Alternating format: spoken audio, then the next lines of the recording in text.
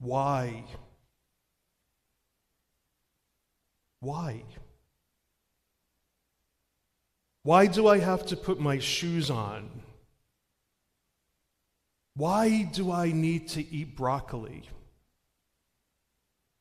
Why do I have to go to bed? Why?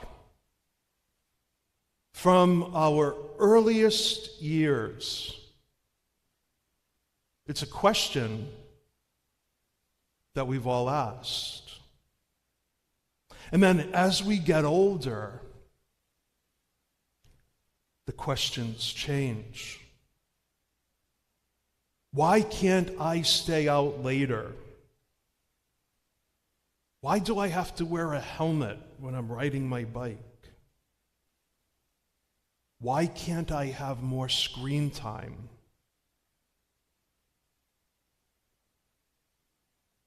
And then we get older,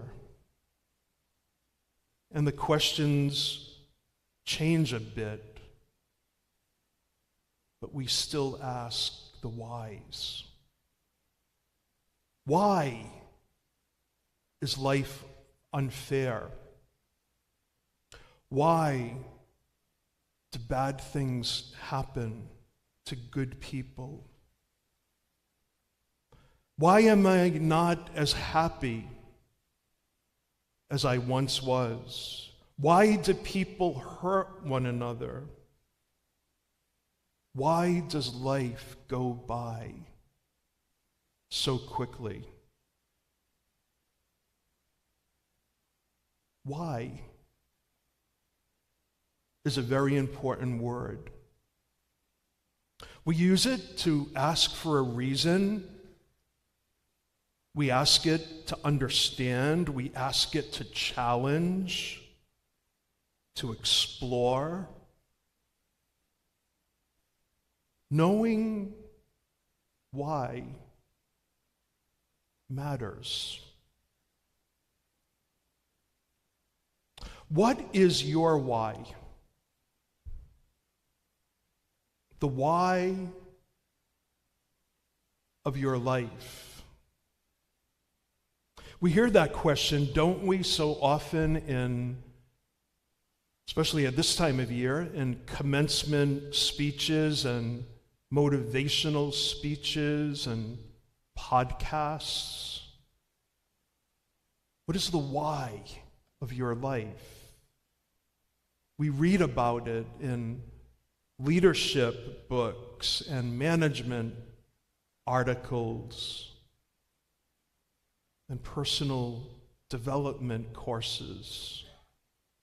What gives your life meaning? Where do you find your deepest purpose? What matters most in your life? Having a why for our lives matters deeply. There's a danger that we all face, especially as we get older. If we're not attentive, our why can quickly disappear. And when our why disappears, we plateau. We begin to settle. We stop growing. And our dreams disappear. Studies show that people who have a strong purpose are less likely to struggle with anxiety and depression and loneliness. And they are more likely to experience happiness and joy. and fulfillment and have a healthier experience of life. In the same way, a church community needs to have a why, or they will just run the risk of becoming lost. Churches disappear because the why disappears. In the last 20 years here on the South Coast, we have seen the closure of so many churches that have just closed and disappeared. You drive by some of them now, and all you see is an empty piece of land. The buildings are gone. The community that was there and all the good work that was done in that community, all the memories and the history and the dreams have all disappeared. And if you were ever a part of a church that had closed, there's only one reason that happened. Just one. They lost their why. They stopped inviting, they stopped welcoming new people, they stopped looking outward beyond the walls and only looked inward at their own existing problems. They went into survival mode and they settled for maintenance, not mission. The why disappeared. Discipleship disappeared. When a church is focused on mission, the eyes of that community are always set on welcoming new people. Not waiting for a program or a website or a billboard or a social media page or the priest. But when a church is focused on mission, the eyes of the people are set on welcoming new people. And they do it. The lost, the unchurched, the hopeless, the broken, those living without hope. Discipleship is our faith lived in action. The words of today's gospel,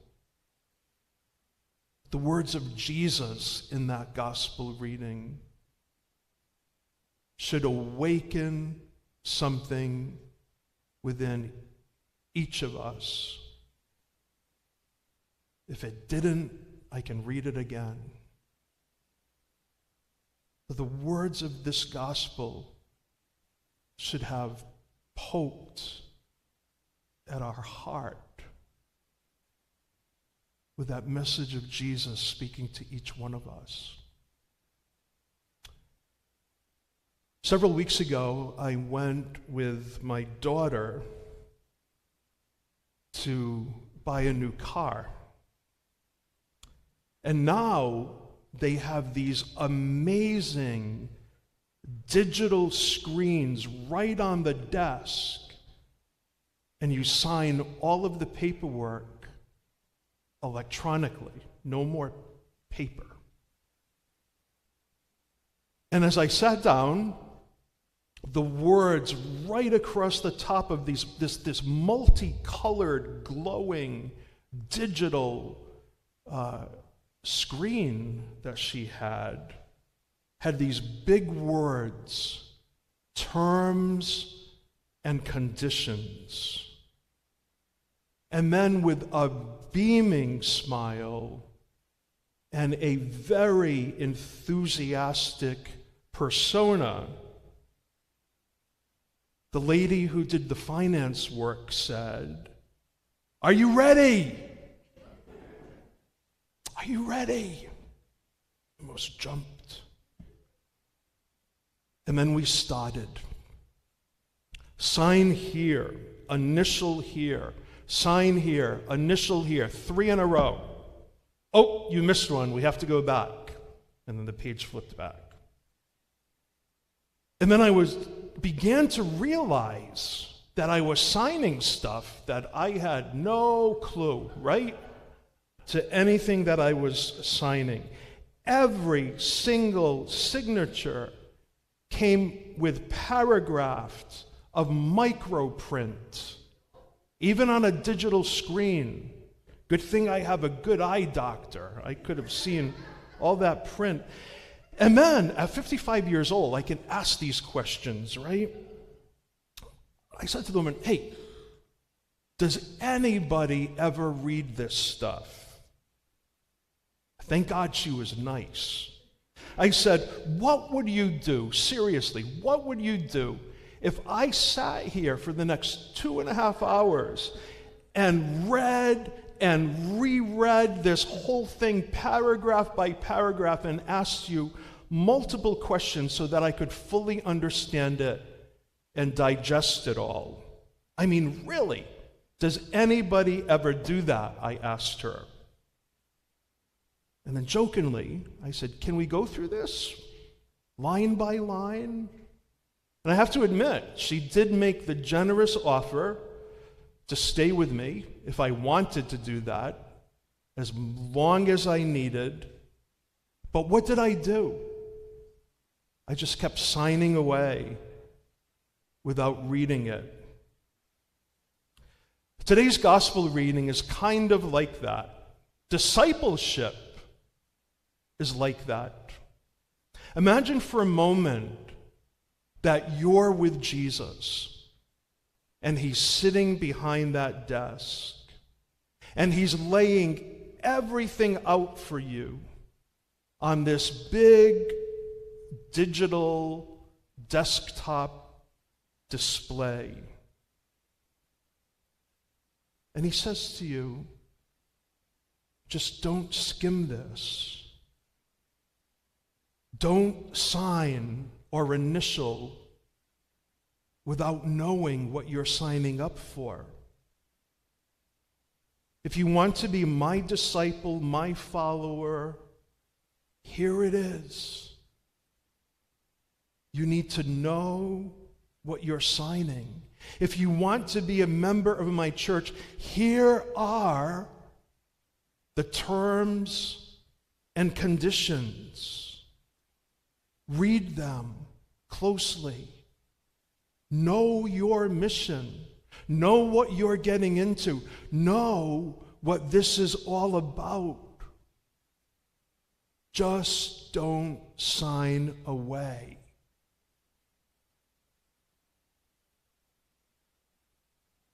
And then he explains it. The terms and conditions of today's gospel. Go to the lost.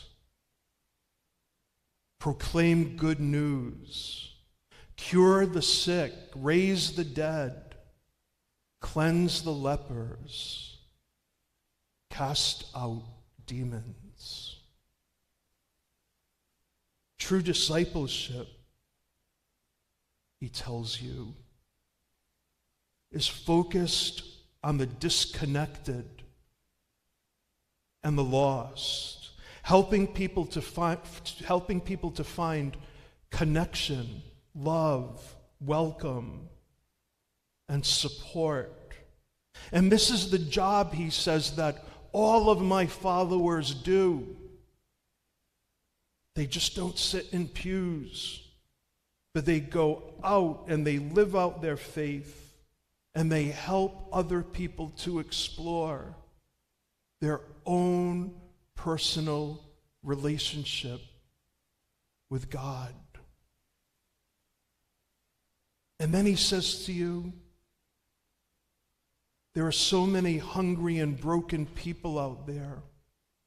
People who feel abandoned, lonely, hopeless and lost. They need to be invited and welcomed and loved. And then he hands you the digital pen. And he says, "Are you ready? Sign here if you're in. Initial here. This is what my disciples and my followers do. This is your mission. This is what you're signing up for." And there's no shorter or abbreviated version. This is the why of your life, your meaning and purpose as my follower. That day when I left the car dealership, the same lady handed me a flash drive. And she said, "Here you go. This has everything you need. All your signed paperwork, your purchase agreement, your warranty information, your registration documents, and my contact information if you ever need anything." In the same way, at the end of your meeting with Jesus, he hands you a flash drive,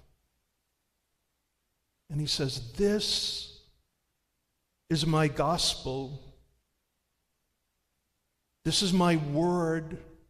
This is the good news. This is everything that you need. All your information, all your documents to get through life. And it contains your lifetime warranty. Call me in prayer if you need anything."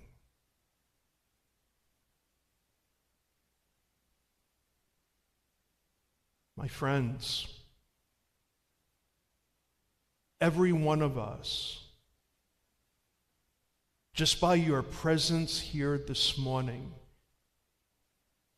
has signed up for the most exciting, reward-giving, life-changing journey ever. And sometimes we need to be reminded.